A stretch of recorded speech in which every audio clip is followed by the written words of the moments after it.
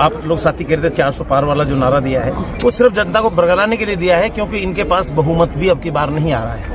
ये मैं अलवर की बात करता हूं तो ललित यादव जीत रहे हैं, यहां से बात करते हैं तो संजना जी जीत रही हैं, हमारे जयपुर ग्रामीण के वो चोपड़ा जी जो स्पष्ट बहुमत से जीत रहे हैं। जयपुर शहर की मैं बात करूं तो वहां पर ऐसा उम्मीदवार उतारा है भारतीय जनता पार्टी ने जिसको लोग ढूंढ रहे हैं कि रहती कहाँ है, रेखा शर्मा कौन है। तो स्थिति ये आ गई है कि इनके पास सिर्फ और सिर्फ प्रोपेगेंडा फैलाने के लिए एक आध कोई सीट में कह नहीं सकता कि जिसपे टक्कर नहीं हो, बाकी सारी सीटों पर कांग्रेस प्लस है और ये कहीं पर भी दिखाई नहीं दे रहे। पड़ोसी राज्य हरियाणा की स्थिति देख लीजिए, इनके दो तो वर्तमान में सांसद कांग्रेस में आ गए। हमारा मानना यह है कि कांग्रेस कम से कम 15 सीट राजस्थान में जीत रही है। ना कोई बात नहीं, तो कह रहा हूँ ये यार मैं क्या करूँ ना, तो कोई बात है क्या यहाँ खड़ा है, फिर नाम क्या जरूरत है।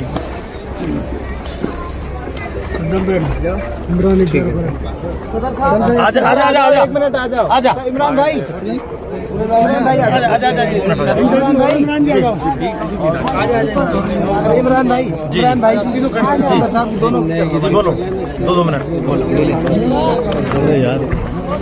सर आज भाई स्कूल मुख्तार पार्टी मुख्तार से मुख्तार दिन पहुंचे हैं, क्या कहना आपका? सबसे पहले तो हम रमज़ान की मुबारकबाद और 2 दिन बाद ईद आ रही है उसकी मुबारकबाद, और भाई मुख्तार जी का जिन्होंने ये सर्व समाज के लोगों को बुला करके इफ्तार की दावत दी है, इनका बहुत बहुत शुक्रिया अदा करेंगे।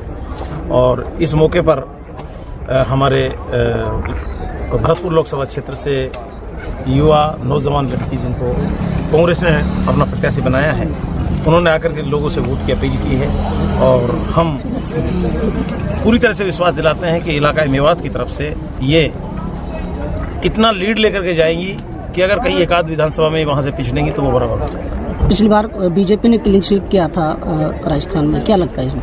देखिए, अब आप लोग बेहतर जानते हैं, पत्रकार लोगों को सब पता है कि आज इन्होंने ये जो अभी आप लोग साथी कह रहे थे 400 पार वाला जो नारा दिया है वो सिर्फ जनता को बरगलाने के लिए दिया है, क्योंकि इनके पास बहुमत भी अब की बार नहीं आ रहा है।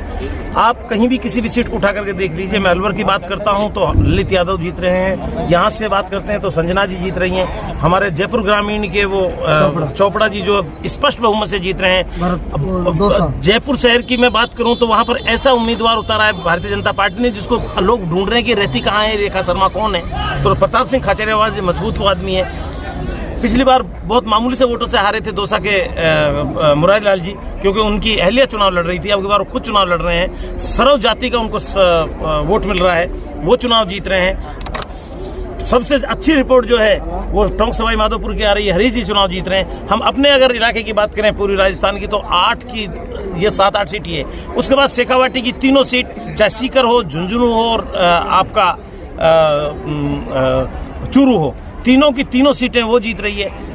स्थिति ये आ गई है कि इनके पास सिर्फ और सिर्फ प्रोपेगेंडा फैलाने के लिए एक आध कोई सीट में कह नहीं सकता कि जिसपे टक्कर नहीं हो, बाकी सारी सीटों पर कांग्रेस प्लस है और ये कहीं पर भी दिखाई नहीं दे रहे। पड़ोसी राज्य हरियाणा की स्थिति देख लीजिए, इनके दो तो वर्तमान में सांसद कांग्रेस में आ गए, तो हालात इनके बहुत अच्छे नहीं है। लोगों को गुमराह करने के लिए इन्होंने नारा दिया है। बहस इस पर होनी चाहिए कि बहुमत मिल रहा है कि नहीं मिल रहा है, बहस इस पे करवा रहे हैं कि 400 पार पे बहस करें। तो ये मीडिया जो बड़ा वाला जो मीडिया जो बड़े घराने हैं, पत्रकार जो बेचारे हैं वो मेहनत करते हैं, लेकिन अब ऊपर से जो उनको आदेश मिलता है वो ऐसे चलाते हैं। हमारा मानना यह है कि कांग्रेस कम से कम 15 सीट राजस्थान में जीत रही है।